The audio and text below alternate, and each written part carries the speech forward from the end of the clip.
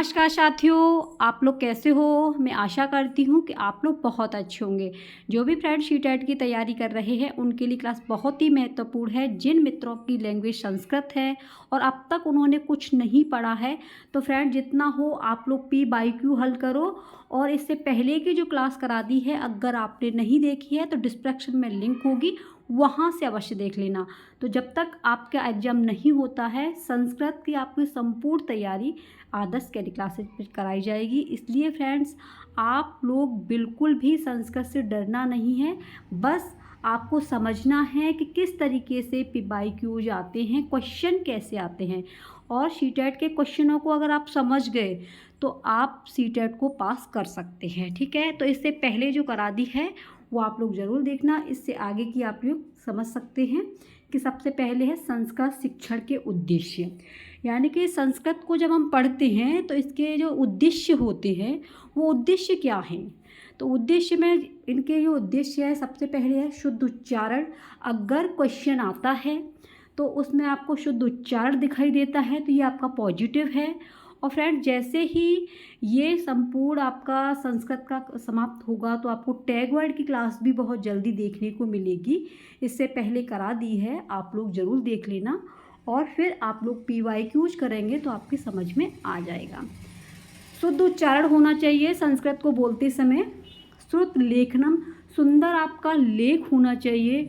अनुलेखनम, जो लिखने की जो प्रवृत्ति है वो अच्छी होनी चाहिए। अभ्यासम करोति, अभ्यास करना चाहिए। अर्थाग्रहणम, अर्थ को ग्रहण करना चाहिए। तो ये संस्कृत के क्या हैं, संस्कृत शिक्षण के उद्देश्य हैं।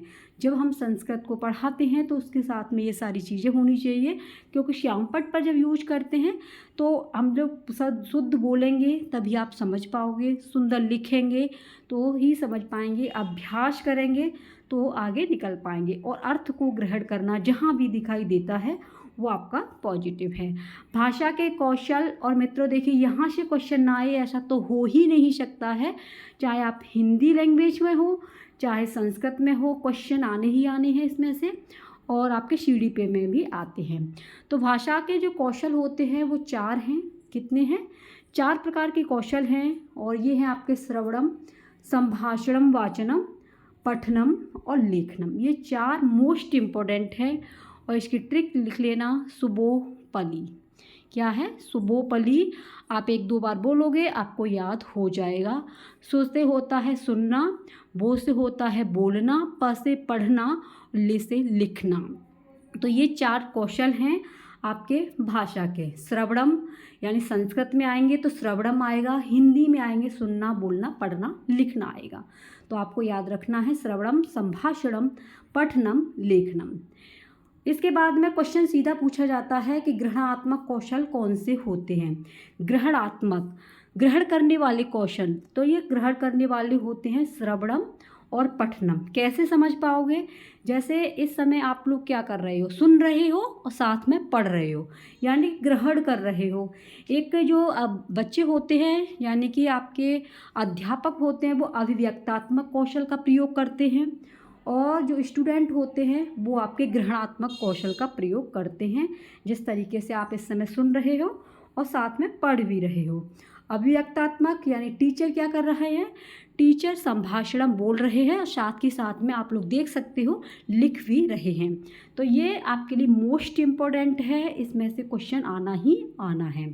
तो अभिव्यक्तात्मक भी आ सकता है या उत्पाद कौशल भी आ सकता है। दोनों का नाम अलग अलग है, काम एक ही है। ठीक है, अभिव्यक्तात्मक भी आ सकता है, उत्पाद भी आ सकता है, लेकिन आंसर इसका यही रहेगा, संभाषणम, लेखनम च।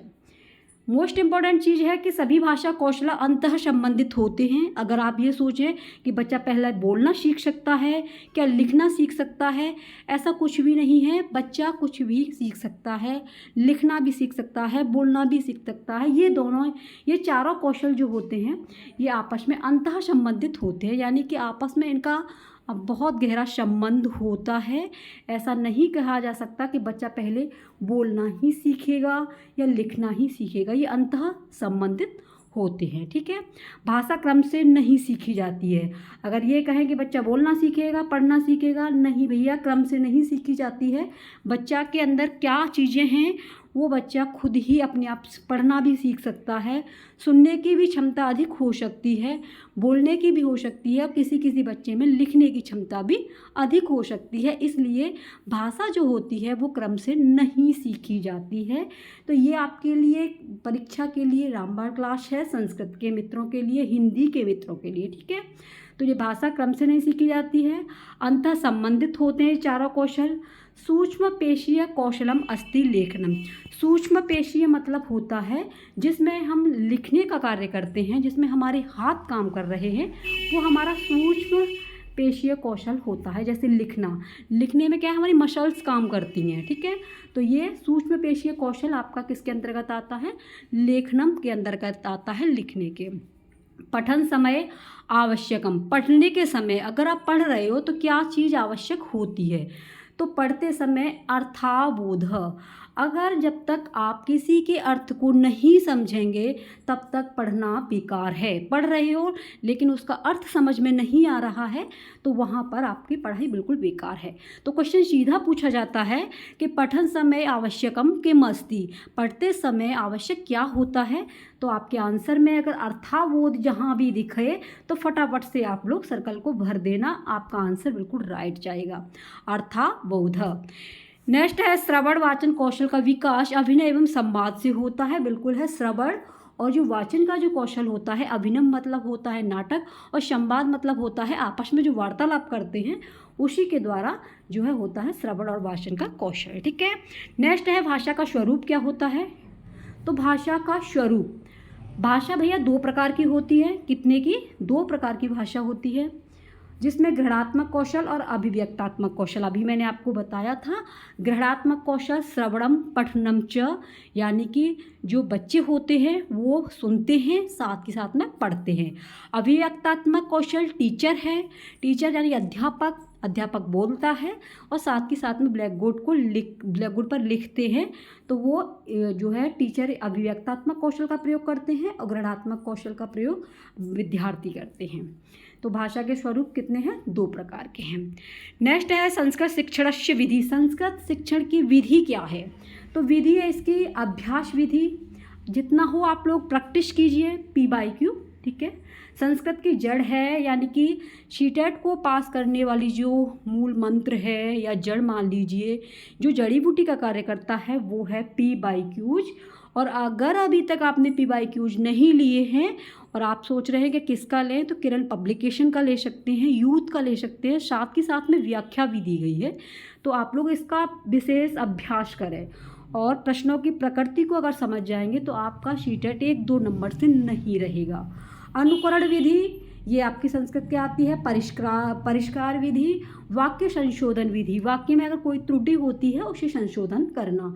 निदानात्मक मतलब होता है कि बच्चे की प्रॉब्लम को समझना, समस्या। निदानात्मक मतलब क्या होता है, समस्या विधि। किसी बच्चे को परेशानी है, समस्या है, तो उसका क्या करेंगे हम, उपचारात्मक विधि, बच्चे का उपचार करेंगे। तो टीचर समझ जाते हैं कि इस बच्चे को प्रॉब्लम क्या है। तो निदानात्मक मतलब समस्या और उपचारात्मक मतलब होता है किसी भी समस्या का समाधान करना ही उपचारात्मक विधि कहलाती है। बालकों के दोषों का निवारण किस तरह कैसे होता है।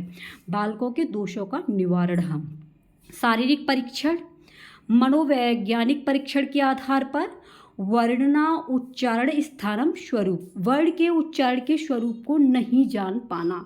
जब वर्ण के उच्चारण के स्थान के स्वरूप को नहीं जान पाएंगे तो बच्चे की भावनाओं को समझ भी नहीं पाएंगे। तो वर्ण के उच्चारण के स्वरूप को नहीं जान पा रहा। शिक्षण विधि परिवर्तित, बच्चे को पढ़ा रहे हैं या किसी भी आप लोग अध्यापक हो और जब तक आप शिक्षण विधि का परिवर्तन नहीं करोगे तो बच्चा बोरियत महसूस करेगा। इसलिए बच्चे के जो दोष होते हैं वो क्या है, शिक्षण विधि परिवर्तित। शिक्षण विधि का परिवर्तन करना ही पड़ता है कि आखिरकार बच्चा चाहता क्या है। तो ये शिक्षण विधि परिवर्तन के अंतर्गत आते हैं। संस्कृत शिक्षणस्य सूत्राणि, संस्कृत शिक्षण के सूत्र क्या हैं। तो संस्कृत शिक्षण के सूत्र हैं, ज्ञात से अज्ञात के प्रति जाना, स्थूल से सूक्ष्म के प्रति, सरल से कठिन के प्रति जाना और आगमनात् से निगमनम की तरफ जाना, विश्लेषण से संश्लेषण की तरफ और पूर्व से अंश की ओर जाना, ये संस्कृत के सूत्र हैं। जो चीज़ हमें ज्ञात है और जो हमें अज्ञात है, जो हमें जानकारी जिसकी नहीं है, उधर जाना ज्ञात और अज्ञात कहलाता है।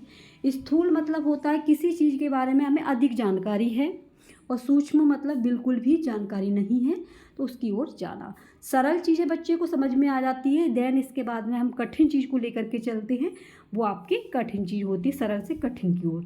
तो ये संस्कृत के शिक्षण के क्या हैं, सूत्र हैं। संस्कृत शिक्षण से सामान्य सिद्धांत, संस्कृत शिक्षण के जो सामान्य सिद्धांत हैं वो क्या है। स्वाभाविकताया, स्वाभाविकता मतलब होता है अपने अनुभवों को प्रकट करना। रुचि क्या किस में है बच्चे की। एकता सहभागिता होनी चाहिए। भावनात्मक अभिव्यक्ति, अपने भावों को अभिव्यक्त करने की क्षमता। भावनात्मक मतलब होते हैं जो भाव अंदर होते हैं, अभिव्यक्त माने में होता है प्रकट करना किसी के सामने। सक्रियता, अगर आप पढ़ाई कर रहे हो और उसके प्रति सक्रिय नहीं है तो सीधा सा बात है कि एग्ज़ाम में आपके 1-2 नंबर से रहेंगे।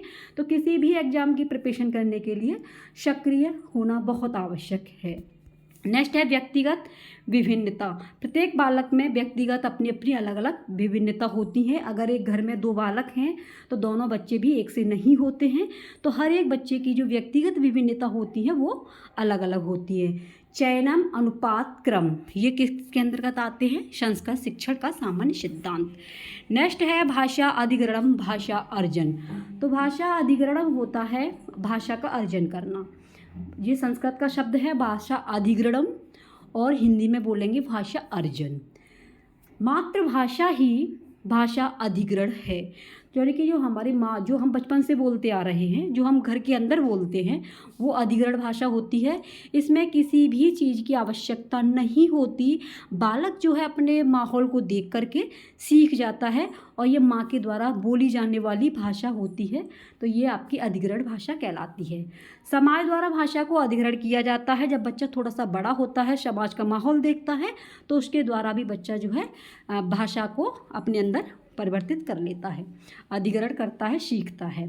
भाषा अधिग्रहण का अनुकरण किया जाता है। भाषा जो है अधिग्रहण के द्वारा, अनुकरण मतलब होता है जैसा किसी ने बोला है छोटे बालक के सामने, अब जैसा बोलोगे वो वैसा ही अनुकरण करता है। तो ये भाषा अनुकरण के द्वारा भी सीखी जाती है। आप लोग देखना, छोटा बच्चा हो, छोटे बच्चे के सामने आप जैसा बोलोगे वो 2 कॉपी वैसा ही बोलेगा। तो ये भाषा अधिग्रहण का जो है अनुकरण के द्वारा भी सीखी जाती है। भाषा अधिग्रहणम सहज भवति। जो भाषा अधिग्रहण होती है ये सहज होती है। सहज मतलब आसानी से सीखी जाती है, क्योंकि ये हमारे पारिवारिक भाषा होती है। और जब हम स्कूल में जाते हैं तो वहाँ पर भाषा को सीखने में बच्चे को प्रॉब्लम आती है, टीचर की लैंग्वेज को समझता है, और साथ ही साथ में जो अपने फ्रेंड्स होते हैं उसकी भाषा को भी समझने का प्रयास करते हैं। तो वहाँ पर हमको साधनों की आवश्यकता होती है, बट भाषा अधिग्रहण में किसी भी साधन की आवश्यकता नहीं होती, ये आसानी से सीखी जाती है। भाषा अधिग्रहण अनौपचारिकता भवति। हाँ बिल्कुल, भाषा अधिग्रहण होती है, ये आपकी अनौपचारिक होती है, क्योंकि इसमें हमें कोई भी कठिनाई नहीं होती। भाषा अधिगम, अधिगम मतलब होता है सीखना। भाषा का अधिगम विद्यालय द्वारा किया जाता है। अधिगम, ठीक है, इन दोनों को आप लोग अच्छे से समझना। ये होता है अर्जन, अर्जन मतलब पारिवारिक भाषा, आसानी से सीख सकते हैं। लेकिन जो अधिगम होता है ये हम स्कूल में जा कर के सीखते हैं, विद्यालय। प्रथम भाषा हमारी क्या है, अर्जन वाली है, मातृभाषा, और ये द्वितीय भाषा हमारी विद्यालय के अंतर्गत सीखी जाती है। भाषा का अधिगम औपचारिक तरीके से किया जाता है, ठीक है, अनौपचारिक नहीं होता, औपचारिक होता है, क्योंकि आप समझ सकते हैं स्कूल की लैंग्वेज अलग है, उसमें हमें औपचारिक तरीके से बोलना सिखाया जाता है। भाषा का अधिगम द्वितीय भाषा एवं मानक भाषाया भवति। तो ये भाषा का जो अधिगम होता है, सीखना, ये दूसरी भाषा है और साथ ही साथ में मानक भाषा भी होती है। भाषा अधिगम प्रयास पर्यंत भवति। भाषा अधिगम प्रयास के द्वारा सीखी जाती है। तो आप अगर स्कूल में जाएंगे, बच्चे का एडमिशन कराएंगे, तो वहाँ पर बच्चे को प्रयास करना पड़ता है। तो ये भाषा अधिगम प्रयास के द्वारा सीखी जाती है, लेकिन भाषा अर्जन में कोई भी प्रयास नहीं किया जाता है। तो फ्रेंड्स, ये थी आज की क्लास। आप लोग कहाँ से इस क्लास को वॉच कर रहे हैं, प्लीज़ कमेंट में अपना प्यार अवश्य लिखें, और आपको क्लास ये कैसी लगती है ये भी बताएं। जितना हो इस वीडियो को शेयर करना। अगर आप चैनल पर पहली बार विजिट कर रहे हो तो प्लीज़ सब्सक्राइब अवश्य कर लेना। मिलते हैं नेक्स्ट वीडियो में। Take care, bye bye.